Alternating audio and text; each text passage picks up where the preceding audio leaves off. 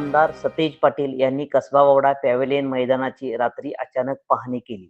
यावेळी नगरसेवक सचिन चौगले, माजी नगरसेवक अजित पवार धामोडकर, ॲडव्होकेट निलेश नरुटे उपस्थित होते.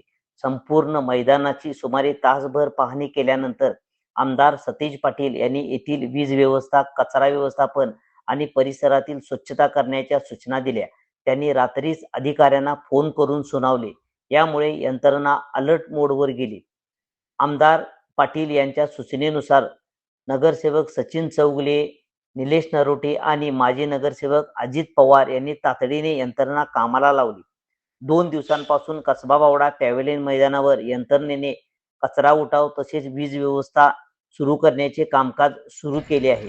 आमदार पाटील यांनी मैदानाला भेट देऊन येथील दुरावस्थेबाबत यंत्रणेला सजग केल्याने परिसरातील नागरिकांतून समाधान व्यक्त होत आहे.